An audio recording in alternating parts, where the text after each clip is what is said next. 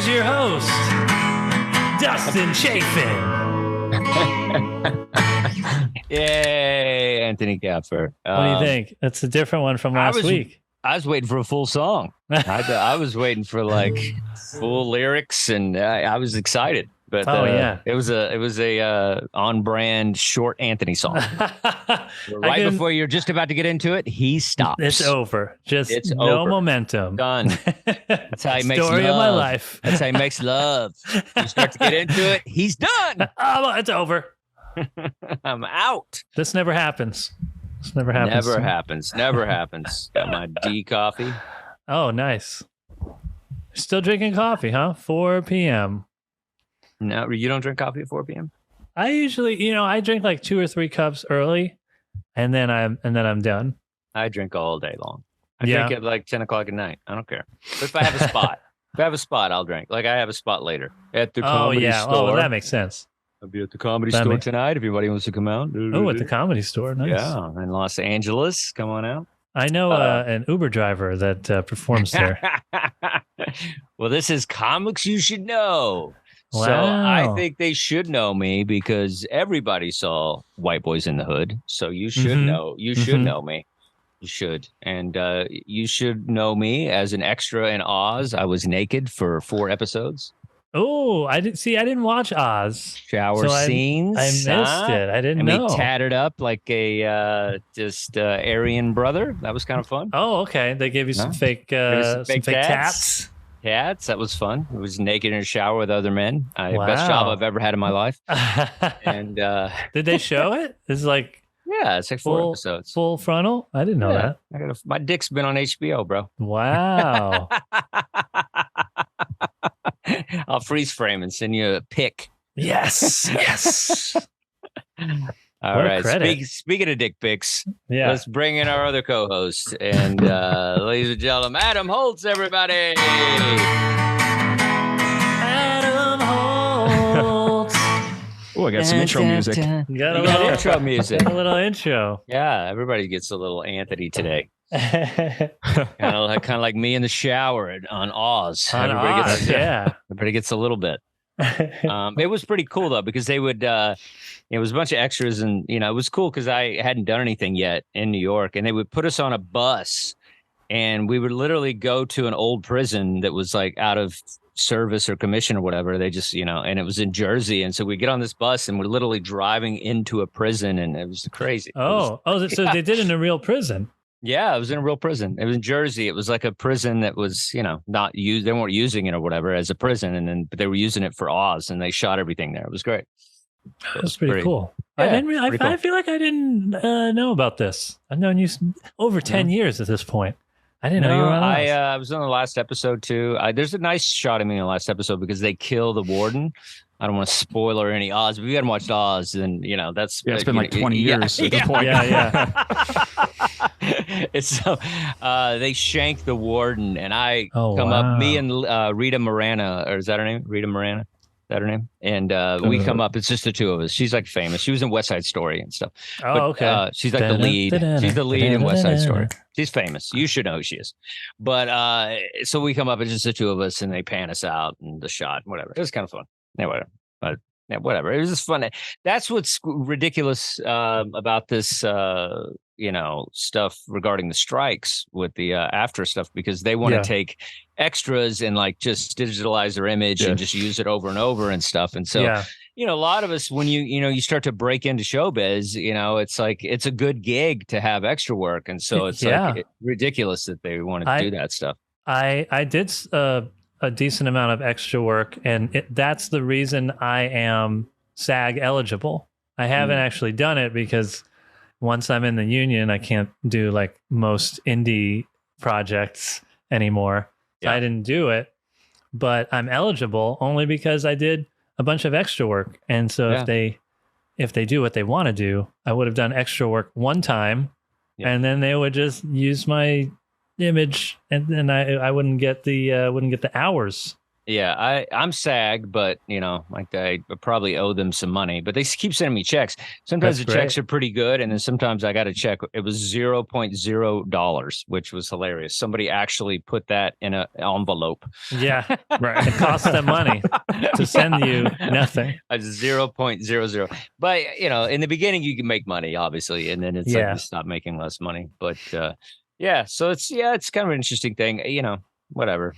Like I think last week I talked about the comics not having a union, so it's hard to feel sorry for actors and people that have made real money when you're a comic and you're like, they won't let you eat the steak off the menu. So, the steak's extra. You get chicken. Well, what they do is they say eat the lobster, it's amazing, and then they charge you for it. That's why comics need a union. That happens all the time. That's like the funny running gag with comedians. It's like, yeah, you should try this meal. Try the fish, and they make you pay for it. But yeah, what are you gonna do? All about that D. All about that D. Like you say that a lot, Anthony. Today's it's a good day and a sad day. Big artist that I grew up loving as a young man in my high school days, and Sinead O'Connor passed today. Rest in peace, Sinead O'Connor. She was an amazing artist. It's unfortunate that people don't realize kind of her impact early on in the music industry, and especially if you were younger and whatnot. But she, this first album that she released, Lion and the Cobra, is one of my favorite albums. It's probably my most listened to album, probably top 5. If I had to take 5 out and there was a fire in my apartment, I'm taking this album. Wow. And well, it's worth a lot too. They didn't release a lot of these on vinyl, but because she's part of the CD era. But yeah, I remember watching 120 Minutes, and that was an alternative program they had on MTV, and you could get all the international artists and whatever. And I remember the video Mandinka came on, and she was like this shaved head, and she's beautiful and she's badass, and it's like you'd never heard anything like it. You'd never seen anything like it. She was like, if the Clash met Kate Bush or something, like it was this thing that none of us had really experienced before. So yeah, she was a big part of that kind of part of my high school days, and I saw her live, and it was great, and I followed her throughout the years. And then she had a lot of controversy with kind of but she was the first person to kind of stand up for hip hop, because I remember she's at the Grammys, and she's wearing a Public Enemy. She had a Public Enemy patch on her and stuff, because they weren't recognizing a hip hop as a musical genre in the Grammys. So she was protesting and going forward with that kind of stuff. And that's the stuff that nobody would give her any props for. But before there was Black Lives Matter, poor little Sinead O'Connor was like trying to stand up for the rappers at the Grammys. So it's like I thought that was pretty cool. And then she had some stuff with Dice Clay, which is kind of hilarious. And, because he was misogynist and his material and stuff. And so I'm kind of bent on both sides of that. But the thing with the Catholic Church, she was spot on, man. She was like saying how corrupt and abusive and everything. She's ripping up the Pope's picture on Saturday Night Live. And, it was this whole thing. And she ended up being 100% right regarding the Catholic Church. It was an awful, things that were happening, and she was exposing that stuff because, so, it's pretty punk rock, but it hurt her career a lot. She kind of took a dive after that, and, she made a lot of money off these albums, and she toured a little bit, but I think it affected what she might have become. And so I feel like, she was really on top of the world, and then some of these antics kind of like brought her down. But I still love her music. I have a lot of her stuff on CD, actually. And she made some good albums and weird albums. She did some jazz collaborations. She did the Argentina soundtrack, with the musical, and she did a lot of stuff that was kind of offbeat and weird. And I think she also did something with Tony Bennett, which he passed as well. Tony Bennett was an amazing jazz singer and big collaborator as well. A lot of people worked with I didn't know Tony they worked Bennett together. She has a jazz album. I believe she's on that album. He's on that album with her. But so she's done a lot of stuff and just really just badass music. I tell you, this album is just it's so good from top to bottom. I love this album. It's underrated, as Jeff would say, and it's classic Jeff. Classic Jeff. But it is, because it's a good album, and it's just like it got kind of lost. It was ahead of its time, really. And so, that's the thing is like this album is her best album. But her most critical fame was singing the Prince song, Nothing Compares to You. And I feel like that's what kind of catapulted her into, because, it's like Americans are a sucker for a love song. And that's such a great, melodic, kind of love song written by Prince. And and it was everywhere. It was like that song was just like you couldn't get away from that song. And but her vocals in that are phenomenal. And such a good tribute to Prince, and she did a great job. And but yeah, she was dear to me as an artist. Like sometimes like when an artist dies and you just feel affected. A lot of times people just post stuff online and you're like, you're full of shit, whatever. But then there's artists that you really feel like it's a part of you. And so she was kind of part of me. Like when Prince died, we all kind of felt a certain way, or that was rough. Certain people, David Bowie, whatever. People have artists that affect you. So they seem like they're never going to die.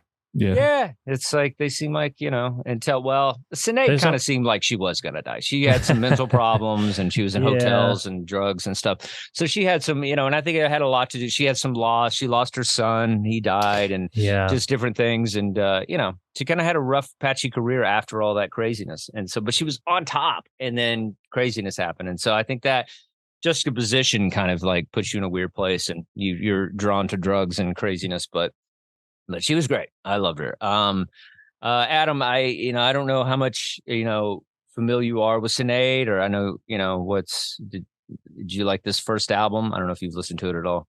Yeah, I remember, I guess, I think it was, maybe it was last year or so that you had, one of the shows you brought up Mandinka. Yes. And I remember really liking that song when I heard it. It's probably, besides, Nothing Compares to You is one of the songs that I recognized the most from her. And at the time I was like, I really have to go through Lion and the Cobra. And, unfortunately not until today, I started going through it. But, so far everything I've heard, I've liked. I haven't gotten up to Drink Before the War yet, but I think just like you said, it was really good.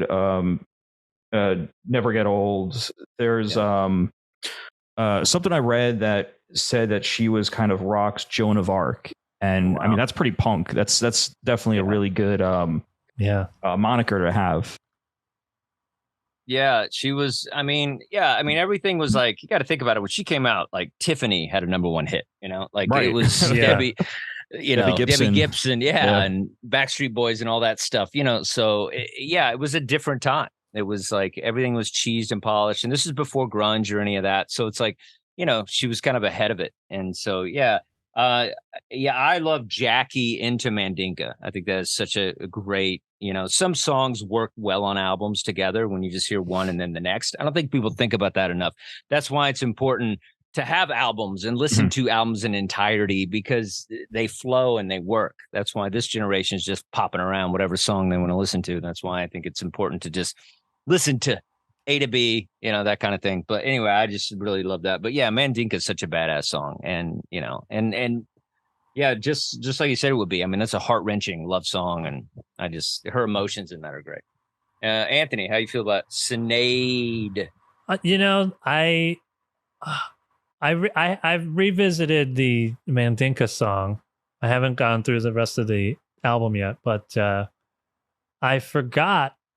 That was one that you brought a while back, and I forgot. I heard it again. I was like, oh yeah, that's right. She made this kind of music, because I only really knew Nothing Compares to You, and it's completely, it's like a super ballad. It's like not even a power, but it's just straight ballad.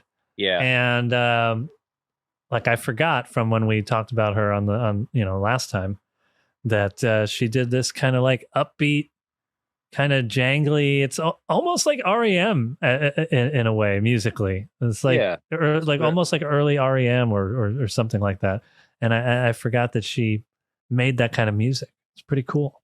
Yeah, I mean she's Irish, so she's good. She's got folk in her blood. So so it's like that kind of like upbeat Irish kind of sound is going to come through.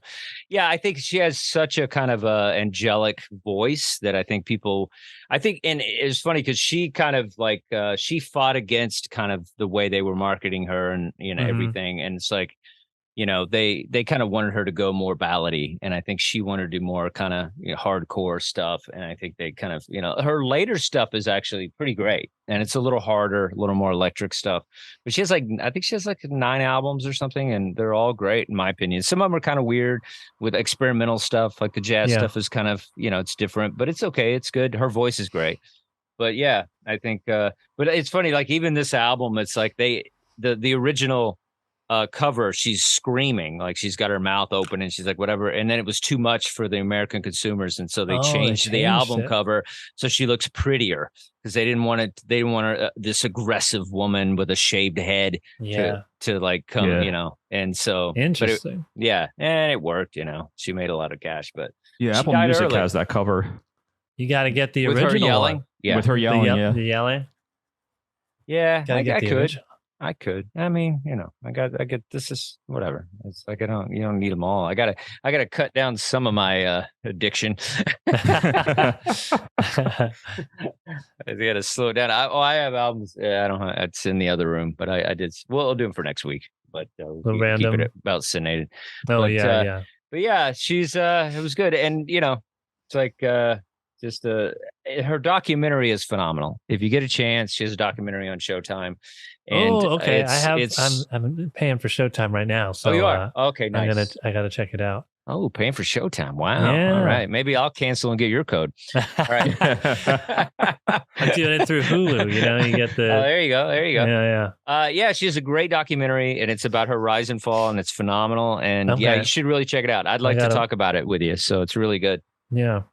I'll probably watch that tonight. I've been on a documentary kick. Everybody. Yeah. Well, I'll watch it. We'll talk about it next week. Yeah. You know what other documentary just came out is there's one on Wham. I watched the Wham one. Yeah. Was it good? Okay. It was great. Nice. I thought it was really well done.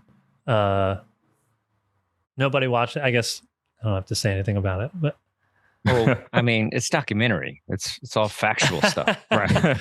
Well, in the documentary, what I was surprised about was that they made it, because it's like archival interview audio of the two of them, and the way that they both talk about the whole journey. It seemed like, I always forget the other guy's name. It was like Andrew something.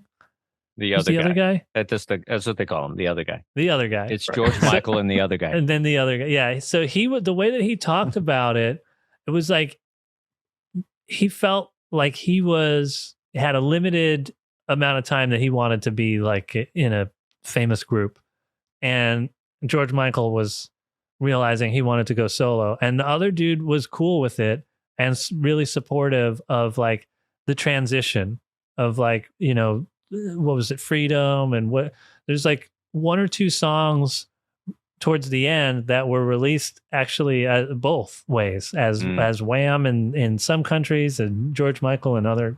Oh, and he was totally cool with it, and it's like stuff that they even worked on kind of together, and he's like, no, that's got to be one of yours.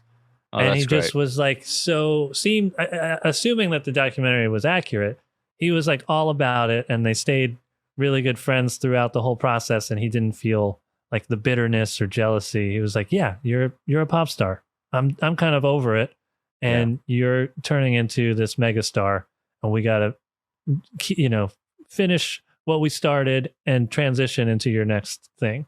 And I thought that was like, it was so unexpected, because I figured that they had a falling out, and like how it usually is. Yeah. Andrew Wrigley. That's his name. Wrigley. Yeah. That would be the other Wham guy. The other guy. In case you guys are at trivia somewhere. Andrew, the other guy, Wiggly. Wiggly? Wrigley. The other guy. Wiggly. He started the Wiggles after that. Yeah. Well, it is kind of weird. I mean, I guess, when it's a 2-person band and somebody goes solo, you're basically like, all right, you have no choice but to go solo yourself. It's like, you can't just stay with the band. Like Simon and Garfunkel, but Garfunkel really never did what Paul Simon did. He kind of like, I'm sure he had some albums, right? I guess. I think he did, but it didn't have not like Paul Simon. I mean, Paul Simon was humongous after, the departure. Yeah. So. But I don't think that Andrew Wrigley, I don't think he did a solo career. I think he just retired. So. Yeah. And then Hall and Oates, did they ever like branch off? I think they've always, so this is interesting because I always kind of remembered that they released stuff as Hall and Oates, but it was never officially billed that way. It was always, what is it? Daryl Hall? Daryl Hall, yeah. John Oates. And John Oates. They always were, so the way they talk about it, they say they've always seen themselves as two separate artists collaborating together. Instead of it being so I don't think that I feel like they've never done solo things. So John doesn't have an album called Oat Milk. Sorry. There's a missed opportunity there, John. Oat Milk. Daryl Hall has a bunch of solo albums. Oh, he does? Oh, he does. Yeah, between 1980 and last year, he's got about looks like 6 albums. So it's interesting that they consider themselves to be two solo artists working together. Yeah, I mean, what those about guys Oates? Those guys are pretty good musicians, so I think they're probably always experimenting and doing stuff. Yeah. And then Jeff did his show, John Oates. Yeah. Oh yeah, Daryl's house. Jeffrey Paul from Dustin's Vinyl. Yeah, yeah. He did that recently. Vinyl fame. Yeah, it's gonna propel you guys, Anthony. I hope so. I keep telling you. I hope. Yeah. I love Hall and Oates. They're so good. Nice. So, any concerts, people? How about you, Adam? You see anybody live? Who'd you see live? In fact, I saw one of the bands that acting like I don't know. Right. Oh, this is news to me. Right. So I went to go see the Struts over at Pier 17 in Manhattan, and I don't know if you guys ever go to the it's the Rooftop at Pier 17. I've heard about it. I haven't seen it. It's fairly. I think it's maybe like the past 3 or 4, maybe it started up 4 years ago or so. It's right by it's a part of the South Street Seaport. Oh, okay. All the way up top. So you got to go up a bunch of escalators to get all the way up to the roof. But now up there you have this beautiful view of the Brooklyn Bridge. You got the financial district, but it's just an amazing place to see a concert. Stage doesn't have a back, so you're just seeing the Brooklyn Bridge just going all the way across. Oh wow. But I was surprised the show wasn't sold out, and which is unfortunate. I think the Struts should be so much bigger at this point. And they even addressed it. I can't remember what's the name of the lead singer. Luke something. First name's Luke. He even addressed it too, that during his banter, he was saying, when they started out in 2015, rock was in a much different place. At that point, it was difficult for them to really get started. But he was saying things have turned around. It looks like, the crowd was into it. I mean, it had to be close to a sellout, but they are, they should just be so much bigger. They're just such a great band to see live. Just so much energy up there. He had a little Freddie Mercury bobblehead that he sat on his piano, which was great. Right. Yeah, Luke Spiller, that's his name. But Spiller. Yeah, he's they're I saw them at House of Blues, so it was like a small venue, so it was like great. It's like there wasn't a bad seat in the house, and it was kind of like, people are still wearing masks at concerts. Like, who would do that now? Oh yeah. And, I have no idea who would do that. The only person at the Echo that is wearing a mask at the Bobby Lee's. Still rocking it. He's at Runyon Canyon wearing a mask. But we respect you. We respect you. Respect your science. And some people keep getting it. Okay, that's true. It's true. You haven't got it once. Yeah. I've already had it at least twice that I know of. That's true. But yeah, they're a great live band, and I like it that they're kind of not humongous, and I feel like. I got worried when one of their songs was in Sing Along 2. Like, I thought that was going to make them this big cheesy band that everybody was going to go crazy for. And I guess it didn't really yet. I mean, they're just, I think it's also a very specific genre of music. I think it's very hard for them because they're a young band and they're trying to tailor to a young audience, but I feel older audiences are drawn to them because it's more classic rock, pop, glam metal kind of thing. So I think older, I don't know if you saw, but when I went, there was, quite a range of ages at the show. It was like people from, 60s up to, kids or whatever. But I think, I just don't think kids are more into K-pop and Taylor Swift and stuff like that. And so I don't know if the explosion and then I don't think enough people know about them to know how good they are, because it's hard to listen to music. If you're not if you don't have a show on Twitch called Dustin's Vinyl, you're probably not, listening to as much music. I mean, we listen to a lot of music. Most people are not doing that. And then most people just listen to what they like. Yeah. They got a playlist that they like of high school and maybe something new here and there, but not a lot of new music. Like literally, like people, you just talk to people and, who's the new band you're listening to? Very few people are going to be like, oh, I like this band. Yeah. So I think that has a lot to do with it.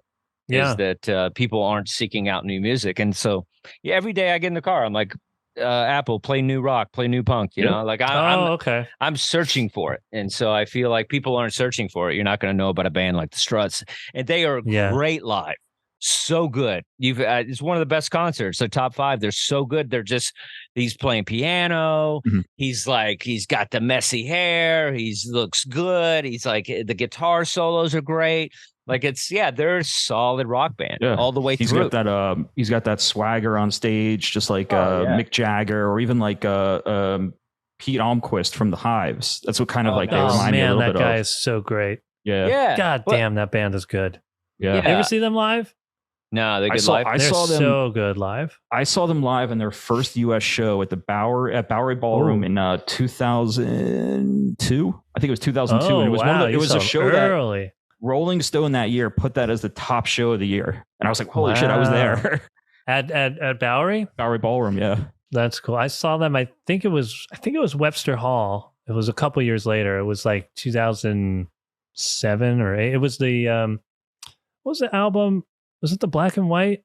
Or what was this follow up? Tyrannosaurus Hives, because there was Vendi Vidi Vicious was their first, and then Tyrannosaurus. Well, it was their second. It was their first breakout one, but it was their second. I think maybe it was the next album tour, maybe Tyrannosaurus. So I don't know what year that was, but early mid 2000s. So you saw them a little bit sooner, but it was still they were still young when I saw them. Yeah, just a great show, because they haven't done anything in like 10 years. They haven't put out albums. They haven't put out albums, but they still tour. The new album just came out, and that album's great. But before that, they hadn't done anything in at least 10 years. They were just touring. Nothing new.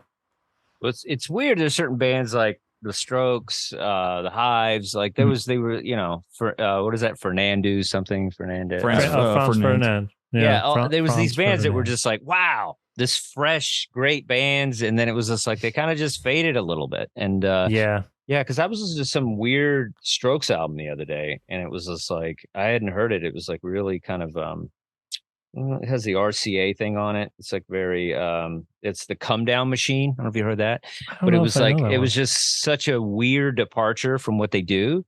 Yeah, and it was just like there was nothing hard on it. It was just like really kind of melodic and just kind of gothy. You would love it, Adam. And the Strokes do Radiohead. Very sad, right? Kind of. It's kind of what it was, but it was like experimental. It was different than Radiohead, but it was definitely a departure from kind of their polished work, I guess, if you will. Yeah, I got to check it out. I like the Strokes. I didn't appreciate the Strokes so much at the time. The Hives I liked right away. The Vines I was really into. For some reason, the Strokes, I wanted to hate them a little more than everybody else at the time. But I have come to appreciate the Strokes over the years. Yeah, well, that's what happened when a few songs get overplayed. You just get kind of everybody burned. was raving about the Strokes. I was like, it's nothing new. Well, that's what was great about it. There's nothing new about the Struts. That's what makes it. That's why people like it, because it's familiar. And I think that's because it's like the Strokes are they're all wearing the same clothes and doing the thing. It's like it's a thing that feels like, oh yeah, I like that kind of stuff. You forget how much you like that unity in a band. I mean, the Beatles always brought that. Yeah, it's like it brings back to those things that you like about I don't know. It is kind of fun. Did you ever been in a band, Anthony, where you all wore the same thing? Yes. Did you? What'd you wear? What'd you have to wear? And stuff. Oh, you wear suits. Oh, that's fun. That's fun. And there was one band I did at one time. It wasn't the same outfits, but I was a drummer in a band where the other guys wore eyeliner. And so one of the shows I showed up and I was like, all right, I'll try it. I'll do eyeliner. And then like a bunch of my friends were there. They're like, what are you doing? You look ridiculous in eyeliner. So I never did eyeliner again. Really? It's hard to put on was the main thing. My mom used to put it on me before I before I went to class. Yeah. I feel like it looks cool, but I really hate the feeling. I don't wear contacts ever. It's just like you're wearing the nail polish. I got the nail polish, so I'm fine with the... That's a brave move. And, at 30, whatever. 38, still kind of. Coming up. We got a couple of weeks. Coming up. But it's mostly just uncomfortable. But I tried that, and then, we all were doing the eyeliner thing for a while. Adam, we got a question in the chat. Can you answer that? Can you gonna do some research on that?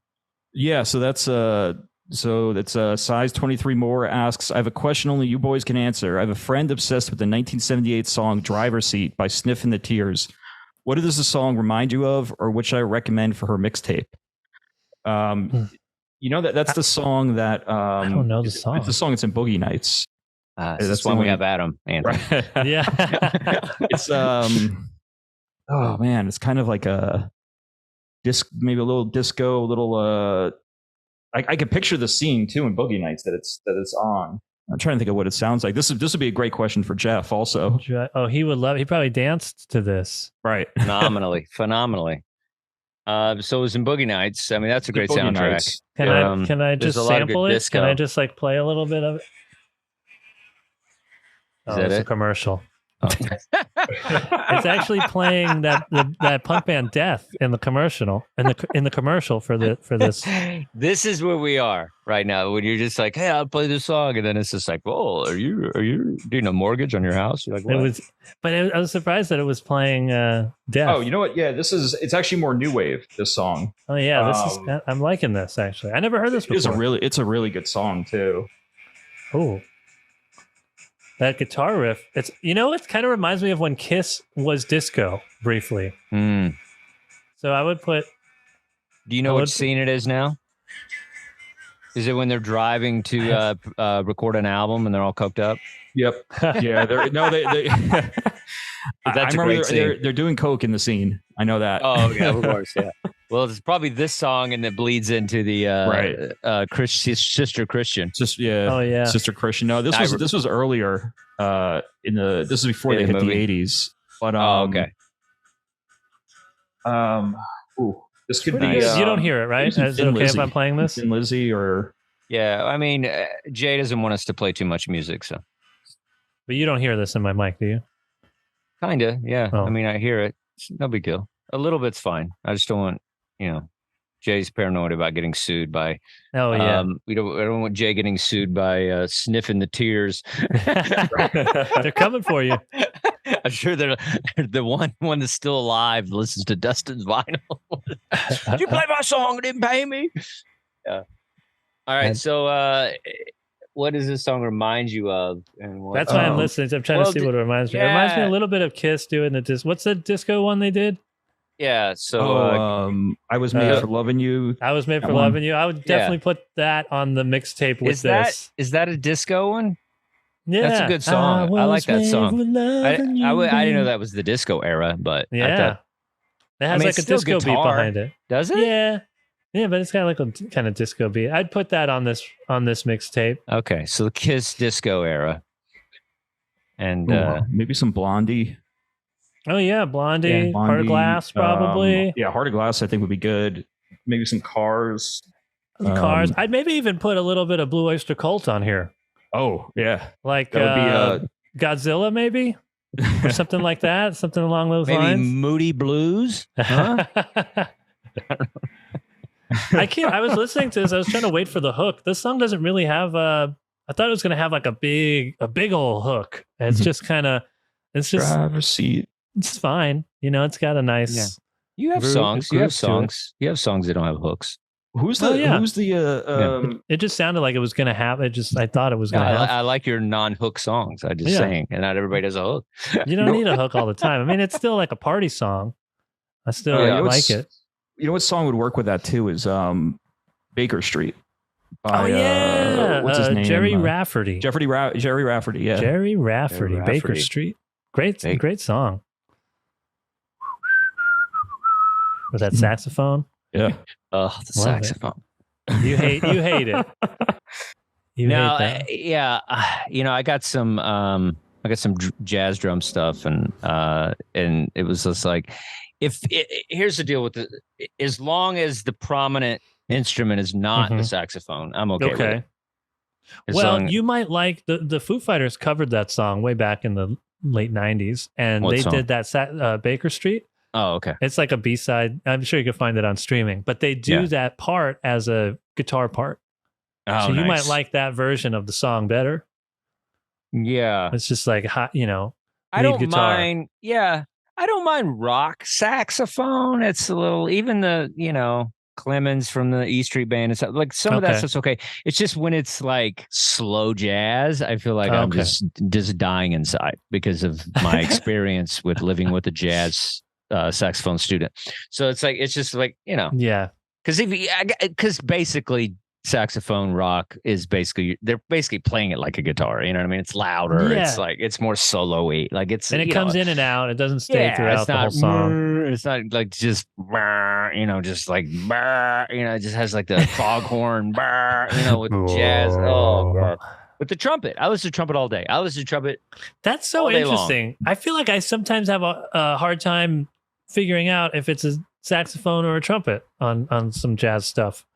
Yeah, well, I mean, obviously, there's trumpet guys, and then yes, like, but if you just hear a random one, like it takes me a little longer to be like, oh, that's a saxophone. I don't know. I notice it pretty early. That's because I have such a weird relationship with the saxophone. Yeah, but I don't know. Jazz piano and drums would be my favorite, and a stand-up bass with no sax and maybe a little bit of trumpet would be my ideal. A little trumpet, okay. Yeah, that's all I'm saying. We went on a random tangent there. All right. All right. So this, we've been kind of all over the place. Last week we did conspiracies, and then Jeff's not here. So we decided we were going to, I think he's getting his chest waxed or something. So he couldn't make it. An all-day thing with him. He gets his bikini wax once a year during the August season. He's doing a Brazilian. And Brazilian. He looks good in a thong. I'll give him that. Especially when he's dancing phenomenally. And so I guess we did different stuff. And so we're going to wait for him because we need his craziness to join in when we do the conspiracy stuff. But one thing I did notice, though, and this is one thing, I'll bring it up to him again, but Leah made a good point. She said that the Billy Squier thing wasn't a conspiracy. That's what I thought. It was just a bad video that hurt his career. It wasn't like some weird thing that people thought. I mean, I guess like Billy Squier's dead and this is some other guy, and that's why the career. It was just like, he's a bad dancer. That wasn't him dancing in the video. Yeah, and then the record company forced him to do. It was nothing. We all have to hammer Jeff next time because I felt like it was just like, it was just him. I mean, it was this goofy dance, and so it turned off the rocker guys, but it wasn't a conspiracy. I didn't want to rain on his parade. But I felt like that too. I was like, I don't see the conspiracy. It's sort of a theory, I guess. But the album was selling really well until the video came out, and then that was it. So there's no conspiracy theory. That's a fact. Yeah. It's weird. It was so funny. He was so like passionate about it. So I didn't want to, I want to break his heart. But we'll definitely give it to him when he's here next week. I'll be like, you know what, that really wasn't and he'll be like, yeah, it was. All right. So we had done some love episodes of songs that we love and whatnot, and so we'll start with Anthony. You had a song. One that we didn't. I guess we all picked two, right? And this was one that we didn't get to. And it's funny because I picked it because I had a feeling which way Jeff was going to go with this one specifically. So I picked the song Cut Your Hair by Pavement, which came out in 1994. Look at that. Look who's got it. Oh, he's got the album on vinyl. Nice. Crooked Rain. Look at that. And so the song is, it's funny. I don't even have this is one of my favorite Pavement songs, but that album is not really one of my favorite Pavement albums as a whole. I really like Wowie Zowie, and I really like Slanted Enchanted. Yeah, what's the other one? Corners. Brighten the Corners. Brighten the Corners. Brighten the Corners, I think, and Wowie Zowie are the two that I always listen to start to finish. And this one has a lot of great stuff. Crooked Rain, but this song, it's like a standout song. I mean, it's probably their biggest song that they've released. And it's sort of touching on, it's like a criticism of the music industry, like the importance on image and that kind of thing. They have that line in the middle of the song, advertising looks and chops a must, no big hair. Yep. Like as if you're reading when bands are looking for members and they put the thing, like that's what they're looking for. And I love the song. It's catchy. The video is bizarre. I don't know if you guys watched the music video, but they're just in a barbershop, and like one guy in the band goes up to get his haircut, and then like you see them all sitting there waiting, and then one of the guys gets up, and then it cuts to him getting in the chair, and all of a sudden he's like a lizard. He has like a lizard head, and one of the guys sneezes, and then he sneezes a cat. The cat comes out. What's the other one? Guy's he's like normal, and then he gets into the seat, the chair, and he's a gorilla, and the barber's like cutting him. He's in the gorilla outfit. He's cutting the. Wow. And then I think it's Stephen Malkmus, the singer. Mm-hmm. He gets into the chair, and the barber gives him a crown and a scepter, and then it cuts to a close up, and it's just a tear coming down. Wow. So it's just like this, just a weird, like total DIY. It looks like they maybe even shot the thing on a home video camera in the 90s. So it's like real lo-fi, but it's a fun video to go along with a song like this that is criticizing the music industry. Mm-hmm. Yeah, I think they have a good sense of humor, like a lot of their songs lyrically, they seem like they tap into that a little bit. Yeah, a little quirky, making fun of the sarcastic business. Yeah, just mocking the business. Didn't they have another one that you liked about maybe that's a different artist, were they talking about the merch or something? Was that a different band? Are they talking about merch? About selling merch after the shows? I thought that was some band that you covered. It was a band that you covered about selling merch after the show, about the T-shirts and stuff. Oh, maybe it was Local H. Local H. That's all what the kids are right. Yeah. I keep picking songs that are just like that. Yeah, where it's like all this like meta criticism of the business and the industry. Yeah. They seem very familiar, but they can definitely tour together. Those two. Yeah. They have a good sound, but I like the song. I thought it was good. Adam, you got the album, so I'm gonna let you have the floor. Yeah. I mean, I'm a big Pavement fan. I always see Pavement as kind of the replacements of the 90s. I never thought about that. They were highly influential, but didn't really, they never really cracked the mainstream. This was the only mainstream song they had, which Cut Your Hair. Yeah. And they, I think this was their, I think, second album, right? Second, Crooked Rain. Oh, okay. Because Slanted Enchanted, I think, was first. I don't know. There was Watery Domestic. I don't know if that was an actual album or not, but yeah, I mean, this is a fun song. It's catchy. And the album's got some of their best son's on it. It's got Gold Sound, or at least their best known. Oh yeah, Gold Sound. That's a great one too. Yeah, it's got Range Life, and I always Range Life is great. I think I just don't like the first song that much. First song on the album, Silence Kit. Yeah, I think that's what it is. Every time I put it on, I'm like, let me just put on Wowie Zowie. All right, Wowie Zowie. But this album has like 3 amazing songs. It's got even more. It's got Stop Breathing's great. Elevate Me Later. Heaven is a Truck. I mean, this is a great Hit the Plane Down. And the thing is that, Cut Your Hair is probably because a lot of the lyrics, Stephen Malkmus's lyrics, seem so nonsensical. But Cut Your Hair is the only one that actually kind of makes sense. Yeah. Yeah, they definitely sound like the Replacements. I remember being in the car with Anthony. I was like, this band sounds like the Blur Replacements. Oh, yeah, that's right. Like, I've definitely, this is his voice, Yeah. Very similar, but they're definitely good. All right. So they were I think they were underachievers like them too, where, they had the talent. They they had the influence, but they just didn't play the I mean, even with this song, they didn't really play the music game. No. Yeah, I mean, are they drinkers too? The replacements were wasted. Yeah. I think so. I think yeah. I mean, you're doing songs about haircuts and having lizards in a barber chair. You're probably doing something. It's like there's some extracurricular activities happening.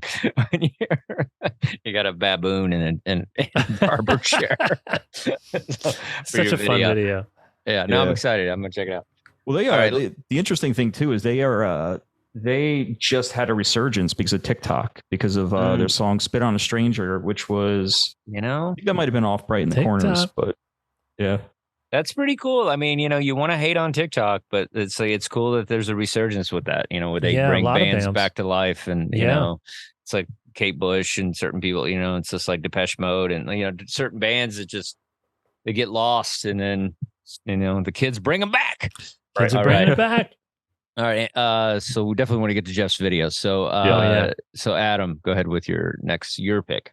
All right. So I went with the Japan Droids, The House That Heaven Built, and this is from 2012. This is it's off the album Celebration Rock, and it's been this album. I kind of revisited recently, and I've just been playing it nonstop.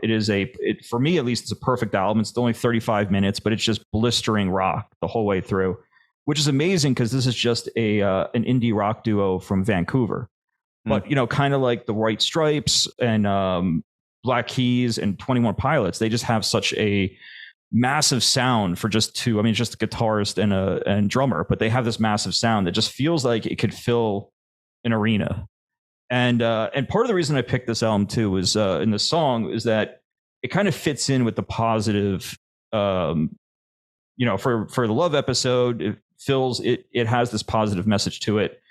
The whole album is about being fearless. It's about kind of the transformative power of rock and roll. It's it's music that you can just listen to it like a keg party at a bonfire, like while you're driving fast down the street. It's everything, every single song on this album is just ratcheted up to 11. And The House That Heaven Built is actually the next to last song. It's their most well-known song. It's also their next to last song on this album. And it just kind of the climax. It has this message of this positive message of conquering self-doubt. And, it's just such a, at least like, I just feel like it's I mean, for me in New Jersey, I'm always into a good fist pumping anthem. And that's what this is. This is one where you could just feel like you can just shout it back. You want to see this in a room filled with people. And the amazing thing is that the entire album, they don't even let off the gas until right after the last song, Continuous Thunder, is when they take it down a notch. But I mean, I highly recommend. I don't know if you guys listen to anything beyond The House That Heaven Built, but I highly recommend this album. I think it's a great rock album. This seemed like an album Adam would pick. I hated it so much. Yeah. It did. This is, there's a lot going on with the sound of this band. Everything from like big country, to like just has kind of like I love the big sound of two people in a band. And it has kind of that kind of, it does sound very anthem-y, anthem rock kind of for like a small band. Like it's very like the chorus is loud and, it's kind of a whole kind of like sing along kind of thing. But it does seem positive music. I would like to hear more from this band. I feel like I just, it's like it kind of messes with my ADD for some reason. This song, I don't know if you guys have music where you just you can't grasp it the first time. You're like, all right, I had to hear this song like 10 times before I finally was like, okay, this is the song. And I had to before it kind of sunk in, because some songs like right away they like, all right, I get what the song is, but this one it didn't click right away. But it's definitely, I'll have to listen to it again. Sometimes it's just gone. But it was good. I mean, I didn't hate it at all. I thought it was a good positive vibe. Anthony, I know what you're talking about. I feel like maybe I have a little of that with this song too. Like I like it when I'm listening to it, and then I completely forget what it sounds like, and then I put it on again. I'm like, oh yeah, this one. I had a hard time.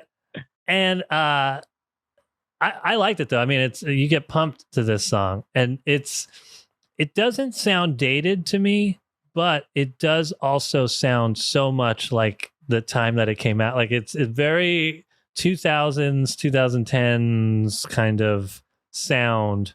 Yeah. Like indie alternative rock. It brings me back to that, but I still think that it still sounds fresh now, if that makes any sense. But it's this came out in 2012, and it definitely has that kind of late 00s sound, late aught sound to it. So but in a good way, and not in a way that's like dated, where it's like it should stay there. It still feels fresh, but I liked it. Very cool.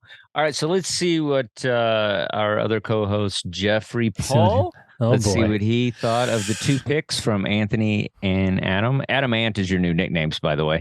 And nice, Adam Ant. I wrote that on a thing, and I was like, that's these two. The Adam Ants. I love it. All right, let's go. We're gonna play the Jeff critique of the two songs that Adam Ant picked for us. You out there, Jay? I can only imagine what this is going to be. Are you there, Jay? Oh, there we go. Okay. Yeah. Oh, he's wearing the sunglasses and the cap backwards. Oh, my God. 1990s never. All right. Hey, guys. Sorry I can't be with you this week, but I do have a review of Anthony and Adam's song. And let's start with Adam's song. No, I'm sorry. Let's start with Anthony's song. Okay. Cut Your Hair by Pavement. I knew the song going in. Very, very catchy song. Love it.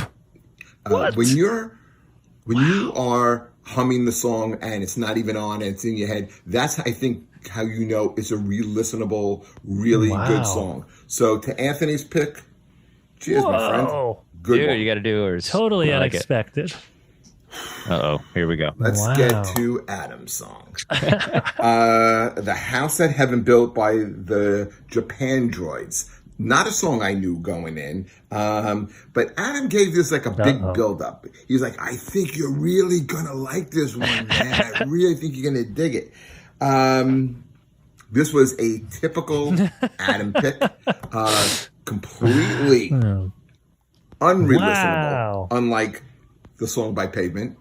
I just didn't think there was anything unique about it. I didn't think the chorus there was anything super catchy about it. I thought the production of the song was average at best. There was nothing that really stood out. So for that song, I'm going to need a bigger drink. All right, guys. Again, sorry I couldn't be there with you, but I will catch you next week. God, that's guys. Great. One of his best videos. Jeffrey Paul. That was amazing. It's probably like the best video he's done. The worse the song, the more of the alcoholic. That's we're going to need a bigger drink. We're going to need a bigger drink. I love it. Tito's. Totally unexpected. When I picked Pavement, I was like, oh man, he's going to give it to me good. No, that's a pretty poppy kind of catchy song. Like I kind of see why he would like that. I mean, I don't know where Jeff will like that kind of stuff. Like, but I feel like he hates the Breeders, and the Breeders and Pavement to me, like, it's like they're on the same playlist, and but I don't think he likes his women like Pat Benatar. I don't think he likes his lead singers, like, you know what I mean? Like, I think it's but with men rock, I think it's kind of, it feels like it's on brand. He has a little more patience for a rock band like that if it's a bunch of dudes. Dudes. Interesting. I don't know. Right. I mean, I'm not trying to, call him out. We'll wait till next week. We'll let him speak for himself. I'm like, sure totally like yeah. He hates women. But anyway, women and people of color. Anyway, no, he's a good dude. We love Jeff. That was great. Great show. And thanks for listening, guys. Thanks for watching. Go out and get you some Sinead O'Connor in respect for the passing of the great Sinead O'Connor. Lion and the Cobra. Great album. And thank you guys, and we'll see you in the next week. Woo! Good night, everyone. We'll do some conspiracies. Yeah. Real conspiracies. Not just bad videos. All right. Bye.